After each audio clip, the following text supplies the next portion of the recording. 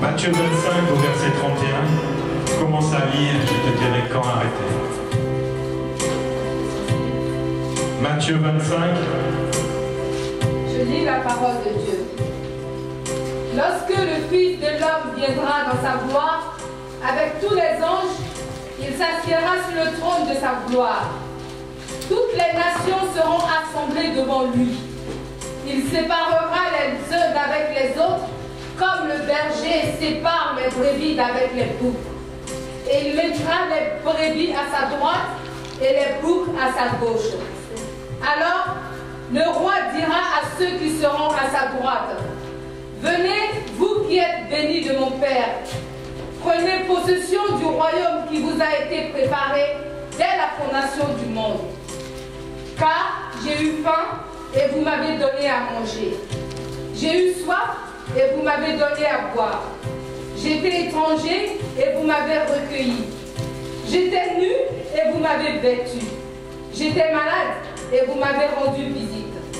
J'étais en prison et vous êtes venus vers moi. » Amen. Bien-aimés, ici, il s'agit de Jésus-Christ qui dit une chose, qu'il est déjà là. Amen. Tu sais que le Seigneur est là. Parce que cette semaine, c'est une semaine spéciale. Dimanche, ça sera le jour de la Pentecôte. Amen. En ce jour-là, bien aimé, le Seigneur va encore faire un tri. Et le tri a déjà commencé. Alléluia. Parce qu'il a dit, je vais séparer les brebis des boucs.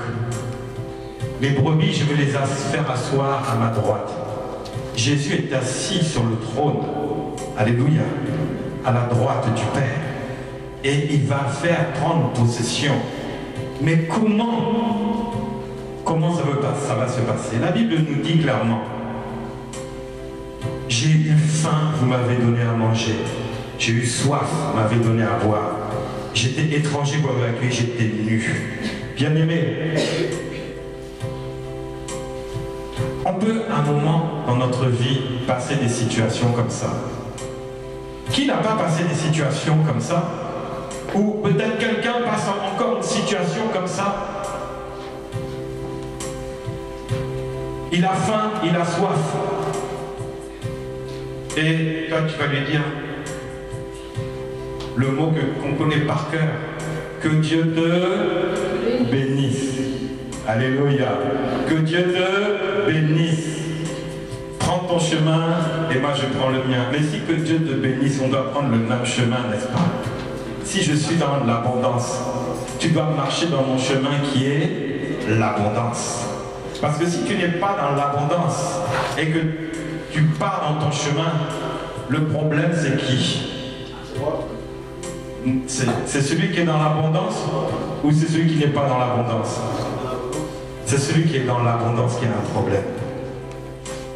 Parce qu'il a dit, j'étais nu et vous m'avez habillé. Bien-aimé, lorsque Jésus est parti à la croix,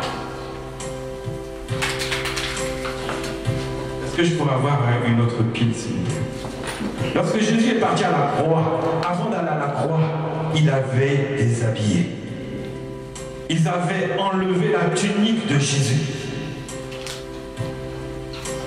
Ils avaient enlevé sa tunique. Et qu'est-ce qu'ils ont fait? Qu'est-ce qu'ils ont fait? Ils l'ont frappé, et après, qu'est-ce qu'ils ont fait? Avant. Ils l'ont frappé. Ils lui ont mis une couronne d'épines sur sa tête. Et après? Ça, c'était sur la croix, à la fin. Ils l'ont humilié. Mais qu'est-ce qu'ils l'ont revêtu d'un manteau? D'un manteau. C'est le manteau d'un général. Alléluia.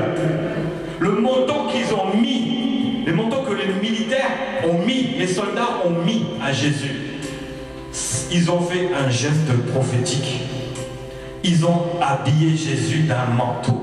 Et le manteau, c'est le manteau des généraux, c'est-à-dire des chefs. sans le savoir. Ils ont insulté Jésus, mais ils ont élevé Jésus en mettant un manteau spécial. C'est le manteau des chefs et des généraux. Alléluia. Ils ne savaient pas ce qu'ils faisaient, mais ils étaient en train d'élever Jésus. C'est pour ça que le Seigneur nous habille. Mais de quoi? Est-ce que tu as faim du Seigneur? Est-ce que tu as soif de Jésus? Le Seigneur veut t'habiller. Vous savez, toute cette semaine, les apôtres, les femmes, les disciples, même Marie, celle qu'on appelle la Vierge, étaient en train de prier dans la chambre haute. Ils étaient au nombre de 120 et ils priaient. Ils priaient. Ils étaient tous en train de prier. Vous savez qu'est-ce qui se passait? Ils préparaient leur tenue. Ils préparaient leur habit. Ils préparaient leur habillement. Quand tu pries, bien-aimé, il y a quelque chose qui est en train de se préparer dans ta vie. Et lorsque le jour de la Pentecôte est venu, qu'est-ce qui s'est passé? Des langues de feu sont descendues sur chacun. C'est ici le manteau de feu que le Seigneur a fait descendre. Bien-aimé, ce même manteau, tu peux le vivre, tu peux le recevoir. Tu peux même recevoir ce manteau aujourd'hui. Un manteau de feu. C'est vrai que les disciples ont passé des étapes que toi tu ne pourras pas et moi je ne pourrais pas passer parce que Jésus était là physiquement. Physiquement, il a vécu pendant 3 ans et demi avec les 12 disciples, physiquement. Mais lorsque Jésus s'en est allé, qu'est-ce qui s'est passé? Ils l'ont vu, donc ce qu'on a dit tout à l'heure, il a été crucifié. Ils ont percé son ventre. Amen. Mais comment étaient les disciples? Tous partis, éparpillés, la peur. La peur. Bien aimé, quand on est avec Jésus, est-ce que tu as peur? Non. Pourquoi? Parce que le manteau qu'il a porté, tu le portes. Tu portes le même habit que Jésus. Tu portes la même tenue que Jésus. Si tu sens que la peur arrive, couvre-toi. Saint-Esprit, couvre-moi. Que le feu descende sur moi. Commence à prier, parce que c'est ta prière qui va révéler le manteau de feu que le Saint-Esprit fait descendre dans ta vie. Il va changer. La peur va partir. Les pensées vont partir. Les doutes vont partir. On a mal parlé de toi. Oh. Tu vas t'endormir avec ça? Tu vas t'endormir? On te provoque et tu pars chez toi avec cette provocation et tu t'endors sur cette colère qui monte en toi, alors que la Bible dit que le soleil ne se couche pas sur ta colère. C'est-à-dire, prie seulement. Hier soir, j'étais tranquille en train de méditer. Et voici, je reçois un coup de fil. C'était une erreur. Un jeune avec un accent du Sud. Et il commençait à m'interpeller, mais il ne savait pas qu'il s'était trompé de numéro de téléphone. Avec l'accent marseillais ou peut-être de Corse. Mais il me parlait en me menaçant. Et en fait, il était en train de parler à un de ses copains, mais un enfant de, je sais pas moi, de 12, 13, 14 ans. Il me menaçait comme ça. J'ai dit, mais monsieur, arrêtez de me tutoyer, on ne se connaît même pas d'abord. Et puis, vous êtes trompé de numéro. Il raccroche. Tellement en colère, il me rappelle encore 2 minutes après. Il dit, ah, vraiment les téléphones portables, maintenant, là, on n'est plus tranquille chez soi, quoi. Même si tu es tranquille en train de méditer, de prier, Satan passe par un inconnu pour vraiment... Il m'a envoyé une de ses colères. J'ai dit, vous êtes trompé, là je lui raccrochonnais parce que j'ai dit, non, non, ça commence à être diabolique parce qu'il m'insultait, ta mère, ceci, cela, mais des insultes de jeunes que je peux même pas dire. Ah, grave quoi. j'ai raccroché. Il m'a rappelé, j'ai coupé, c'est tombé sur la messagerie. Quand j'ai entendu la messagerie, je dis, c'est pas vrai. C'est pas vrai. Toutes les insultes des jeunes que tu peux imaginer étaient dans mon portable. Mais et puis je sentais, je dis, mais il a des problèmes. Si tu laisses pas ma soeur avec qui tu sors, tu vas voir, j'ai ta mère, papa. Vraiment. Non, là je dis les mots neutres. Je dis les mots neutres. Mais en même temps, cette colère-là était rentrée dans mon portable et commençait. J'ai dit non. Arrière de moi, Satan. Bien aimé, pour un rien. Lorsque tu rentres dans la prière, tu commences à t'approcher du Seigneur. Des choses bizarres vont venir sur toi. Où tu t'y attends même pas. Mais la Bible dit résister au diable. Couvre-toi, demande le feu du Saint-Esprit. Que le feu te remplisse. Bien aimé, je ne connais pas une personne dans la semaine qui n'a pas été touchée d'une manière ou d'une autre. C'est vrai ou pas? Si je dis le mot peur, je ne prophétise pas, je suis sûr de ne pas me tromper. Si je dis le mot colère, je ne me trompe pas, je suis sûr, je n'ai pas besoin de prophétiser. Si quelqu'un t'a ennuyé, je ne me trompe pas, quelqu'un t'a ennuyé. C'est vrai ou pas?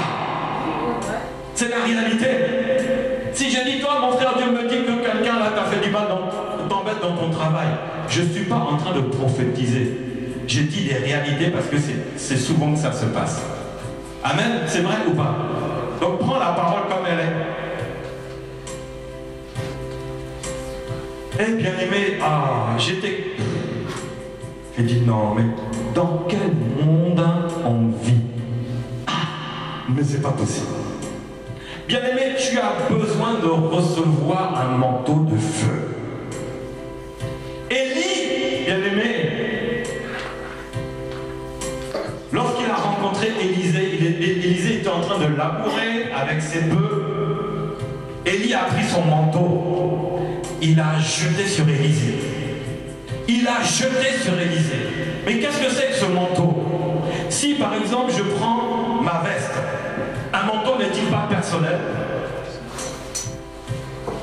Ça, bien aimé, ça m'appartient. Si tu dis que c'est à toi, prouve que c'est à toi parce que dedans, il y a mes affaires personnelles. Tu vas trouver mes papiers, tu vas trouver de l'argent, tu vas trouver les clés de la maison. Les clés de la maison, tu vas tout trouver dedans. Tu vas trouver même des papiers de ma vie. Tu vas trouver même ma dîme. Mais si tu la prends, elle n'est pas à toi. Alléluia. Donc tout ça, c'est personnel. Mais pourquoi Élie a pris le manteau et il a jeté comme ça sur Élisée? Parce qu'il a dit, il a vu Élisée. Et Dieu lui a dit, ce que tu as, donne-le. Donne-le. Jette le manteau. Et quand Élisée a vu le manteau venir sur lui, il est en train de labourer, il est au travail. Vous savez, quand Dieu se manifeste, il peut se manifester dans ton travail, n'importe comment, n'importe où, même maintenant, présentement. Mais bien aimé, dans ce manteau-là, Élisée avait senti qu'il y avait quelque chose. Parce que si je te jette le manteau, tu es Élisée. Je lui dis, je fais ça. Il y a deux possibilités. La première, c'est tu l'as attrapé. Et la deuxième, c'est pas moi. Reprends-le, j'ai mon propre manteau. Tu t'es trompé. Amen. Et souvent, c'est ce que nous faisons. Jésus envoie un manteau de feu sur toi. Mais des fois, tu te dis, mais j'ai tout ce qu'il me faut, Seigneur. Mais non. Élisée avait tout ce qu'il fallait. Il avait un champ, il avait des parents, il avait un... Bon, à l'époque, il n'y avait pas de tracteur, donc c'était une charrue avec des bœufs et qui était en train de travailler le champ. Est-ce qu'il lui manquait quelque chose? Est-ce qu'on a dit que Élisée était pauvre? Non. Mais il a vu qu'il y a un manteau spécial qui est descendu sur lui. C'est le manteau qui va changer sa vie. Bien aimé, ce même manteau, plus parfait que celui de Élie, c'est le manteau de Jésus. Il possède tout. Qu'est-ce qui te manque? Tu as besoin de la guérison? Si tu prends le manteau de Jésus, dans la poche, tu vas trouver la guérison. Alléluia. Tu cherches le travail. Si tu prends le manteau de Jésus, tu vas trouver dans sa poche le travail. Il n'y a pas la paix dans ta vie. Si tu prends le manteau de Jésus, il y a la paix dans sa vie. Dans le manteau, dans une poche, il va sortir la paix. Mais pour cela, il faut que tu fasses quelque chose. J'avais faim. Et vous m'avez donné à manger. Cet endroit avait besoin de quelque chose. Et tu es venu faire quelque chose dans cet endroit-là. N'est-ce pas? Oui, ici, je suis là tous les samedis à faire des travaux. Parce que je veux que la maison de l'Éternel soit propre. Et vous voyez, est-ce que vous voyez que là, ça a changé un peu? Ouais. Tu as vu au moins une chose, parce qu'on a fait au moins 20 choses. Il y a une chose que tu as pu remarquer, voire plusieurs. Il y en a au moins 20. 20 choses qu'on a fait ici, mais au moins je sais qu'il y en a une que tu as vue. Parce que cet endroit avait besoin de quelqu'un. On a travaillé dans cet endroit-là. Je me suis occupé de la maison de l'Éternel. Amen. Mais une personne qui est avec moi, que je ne vais pas citer, s'est levée comme ça pour dire « Je vais t'aider ». Mais qu'est-ce qui s'est passé? Il a pris le manteau. Il a pris le manteau. Et qu'est-ce qu'il y avait dans ce manteau? Ah bon? C'est toi? Un travail cherchant depuis longtemps, impossible à trouver. Un travail qui bien aimé. Il a pris le manteau. Et dans le manteau, il ne savait pas ce qu'il y avait. Mais il y avait sa solution qu'il attendait depuis longtemps. Alléluia. Le manteau, bien aimé, c'est une action physique que tu fais pour le Seigneur. Parce que cet endroit est vide. Tu es venu déposer dans la maison de l'Éternel. Alléluia. Tu as pris le manteau de Jésus. Tu as pris le manteau de Jésus. Qu'est-ce qui bloque ta vie? C'est nos raisonnements. Dès qu'on commence à raisonner, on n'est plus dans la parole. C'est pour ça le premier mot que j'ai dit tout à l'heure, c'est soumettez-vous à Dieu. Soumets-toi à Dieu, à ce que te dit Dieu dans ton cœur. Tu as envie de faire quelque chose, mais tu n'oses pas le faire. Tu n'as pas pris le manteau. Si tu fais quelque chose, tu prends le manteau. Alléluia. Jésus avait dit aux disciples, asseyez-vous, restez à Jérusalem. Vous allez voir, je vous enverrai le Saint-Esprit. Ils ont obéi, ils se sont soumis à Dieu.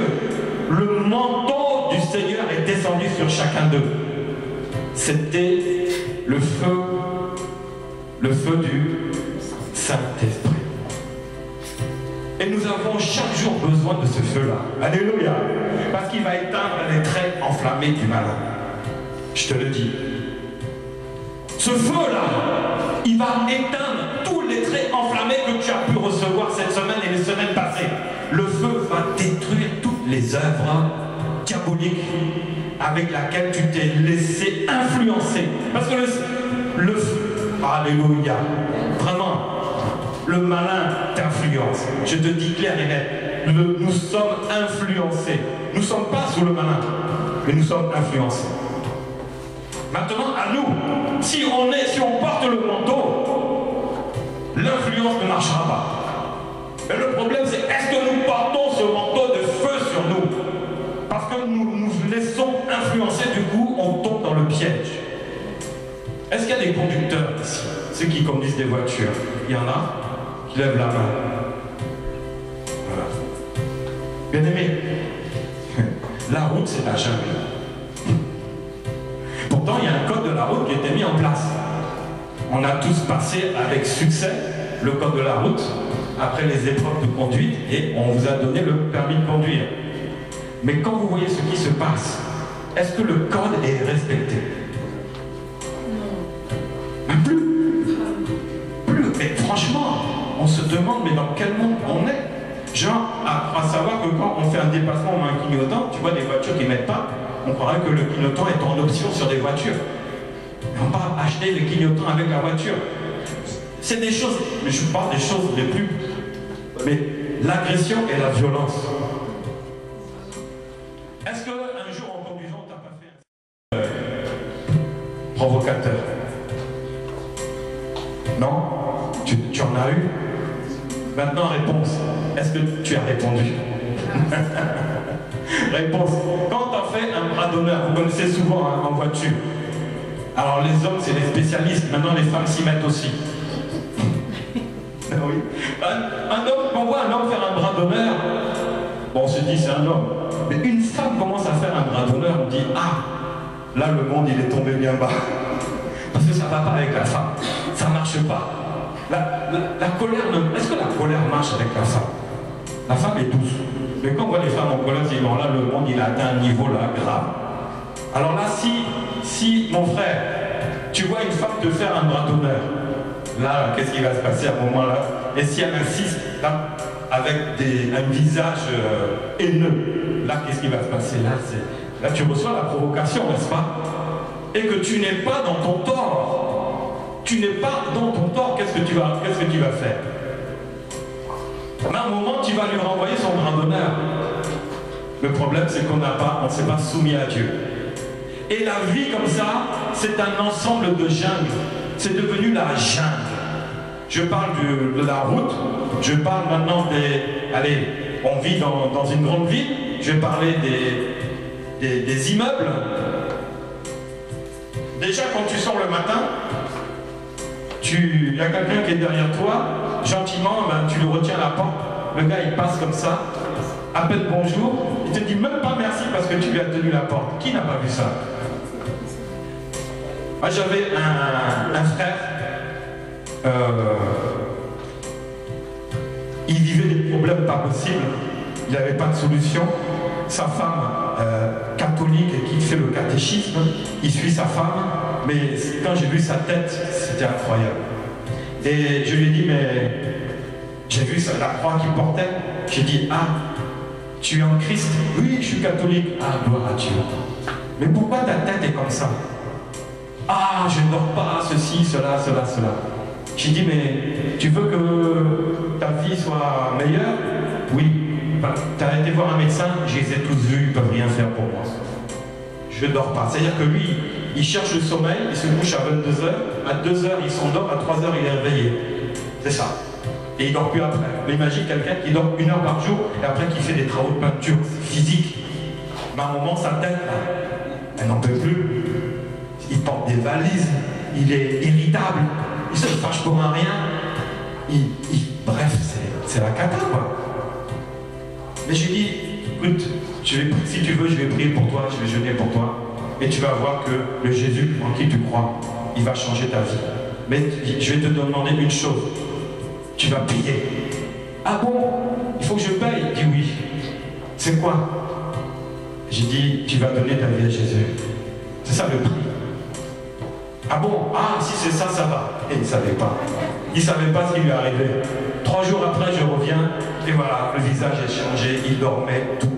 Et puis il était impatient de me revoir, mais pendant 3 jours, je ne vais pas le voir, parce que j'étais en prière. Le 4e jour, je l'ai vu. Et il pétait le feu et tout, il m'a dit, mais qu'est-ce qui s'est passé? Comme j'habitais sur mon lieu de travail, j'ai dit, viens à la maison, viens t'asseoir, je vais t'annoncer Jésus maintenant. Ah, tu sais, ma femme est catholique, hein, elle donne les enseignements aux enfants, elle fait le catéchisme. Viens t'asseoir. Je lui ai donné Galates 4, 5, Éphésiens 5, il était assis. Il a reçu le manteau de feu, il était par terre. Heureusement qu'il y avait un canapé, parce que quand il est tombé sur mon canapé. Mais il était ivre du Saint-Esprit. Il pleurait, ivre. J'avais dit à la fin, résiste. Ce que tu as reçu, le manteau de feu que tu as reçu, garde-le. Et on se sépare, il va passer le week-end, le lundi on se revoit, et dans quel état je le vois? Une tête encore comme avant. J'ai dit, qu'est-ce qui s'est passé? Oh non, rien. Non, tu n'es plus le même, je ne te reconnais pas, qu'est-ce qui s'est passé? Ah oui, je me souviens, c'était dimanche, j'étais avec ma femme, on est parti voir son mari, mon beau-frère, et on a mis le code en bas, c'était un immeuble, et on attendait, on ne pouvait pas rentrer. Et un homme arrive, comme ça, et il va... il était prêt pour rentrer, et maintenant mon ami lui dit, est-ce que je peux avoir le code? Le monsieur dit, on dit s'il te plaît d'abord. Voyez? Si tu demandes s'il te plaît, je vais faire. Mais tu lui donnes-moi le code. Et voilà, mon ami se fâche. La colère monte. C'est un oriental, un gars du sud. Le sang est monté à la tête tout de suite. Jésus, le manteau est tombé tout de suite. Bagarre. Donc le lundi, il avait une tête pas défoncée par les coups de poing.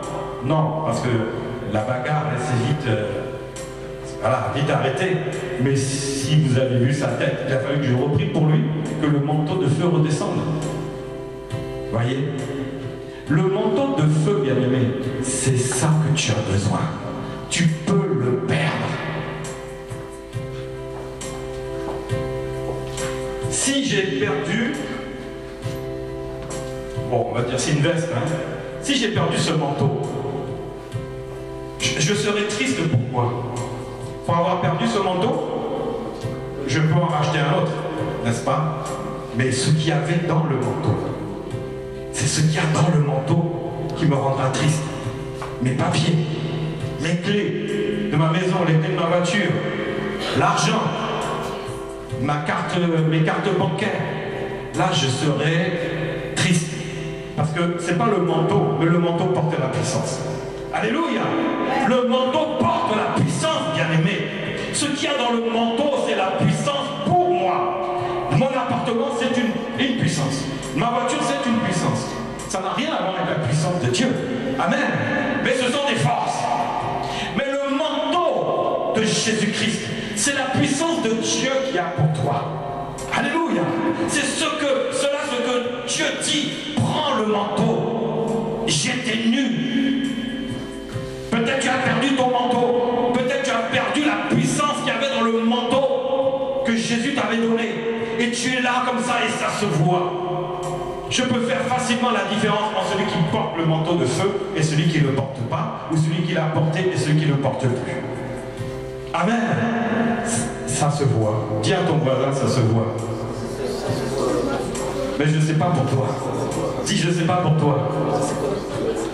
Mais ça se voit. Toi-même, en toi-même, tu le vois. Tu sens, si tu as perdu le manteau de feu, tu sais que tu as perdu beaucoup de choses. Peut-être tu sens la maladie revenir. Tu as perdu le manteau. Peut-être tu sens que ton travail est en train de t'échapper alors qu'on t'avait donné un bon CDI. Et tu sens que le travail est en train de t'échapper parce qu'on est en train de te menacer dans ton travail. Si tu fais pas ça, tu sais, c'est la crise. On va supprimer, sur les 20 salariés, on va en supprimer 2.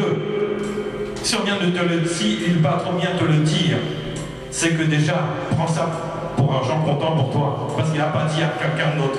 C'est-à-dire que tu es dans le collimateur. Mais si tu te couvres du manteau de feu, à l'intérieur, bien aimé, il y a la puissance, il y a la grâce, il y a l'onction, il y a le feu de Dieu qui sera dans ta vie. C'est ça, bien aimé. C'est ça que tu dois réclamer. Et c'est un manteau qui va te protéger. Le manteau de la Pentecôte. Le manteau qui est descendu. Est-ce que tu veux ce manteau ce matin? Est-ce que tu veux te recouvrir de ce manteau? Est-ce qu'il est bon ce manteau-là? Est-ce qu'avec ce manteau-là tu vas vraiment vivre? Est-ce qu'avec ce manteau tu seras débarrassé de tes pensées? Il y a beaucoup de pensées qui polluent la vie. Beaucoup de pensées polluent la vie. Au milieu de nous, dans le travail, dans ton foyer, chez tes amis, la pollution s'est installée. Amen. La pollution s'est installée. Le manteau de feu, on dirait qu'il est tombé. Et la puissance qui est avec, tu la ressens plus. Mais ce matin, tu peux demander au Saint-Esprit, je suis nu, habille-moi. Alléluia. Je suis nu, habille-moi. Si tu es habillé, réclame ce qu'il y a dans le manteau. Parce qu'il y a peut-être des choses que tu n'as pas encore découvert, des poches oubliées. Tu sais, des fois, à un moment, j'ai plus un rond, plus d'argent. Et puis quand je vais fouiller dans une poche à gauche, alors je fouille à droite, ah, 10 €. Merci Seigneur. Je vais pouvoir acheter voilà, ce que j'avais besoin d'acheter. Tu vois, bien-aimé, il y a toujours une poche secrète, même si tu portes le manteau, tu n'as pas fouillé toutes les poches encore. Parce que le Seigneur réserve toujours une surprise. Quelle est la surprise ce matin? Tu sais que le Seigneur t'a réservé une surprise. Toi qui portes le manteau, cherche dans le manteau, il y a une surprise. Avec Jésus, on entend chanter là, Jésus donne des cadeaux, n'est-ce pas? Tu penses avoir bien fouillé, mais si tu regardes encore bien, peut-être c'est même le Seigneur qui va faire venir la solution. Tu as besoin d'argent, tu as fouillé dans ta poche jusqu'à... Mais est-ce que tu crois au miracle? Tu crois au miracle? Est-ce que tu crois qu'un billet peut sortir? Tu as la foi? Il n'y a rien dans ta poche que des papiers. Est-ce que tu crois qu'un billet de 100 € peut sortir, se trouver dans ta poche? Oui ou non? Oui. Alors là, la foi, là, c'est grave. Oui? Ah bon? Il n'y a rien dans ta poche et tu vas trouver tout d'un coup un billet de 100 € dans ta poche et toi, tu as foi en ça? Ah bon? Qui a foi à cela? Mais comment Dieu va faire descendre un billet ou il va faire apparaître? Dieu n'est pas un magicien. Ça, c'est de la magie. Non, Dieu est tout puissant. Il va utiliser quelqu'un d'autre discrètement. Mais si ta foi est vraiment grande, tu peux voir même apparaître un billet qui soit fait selon ta foi. Alléluia. Un billet peut sortir de ta poche. C'est ta foi. Toi, tu vas dire, oh oui, c'est possible. C'est possible. Non. Non, non, c'est réel.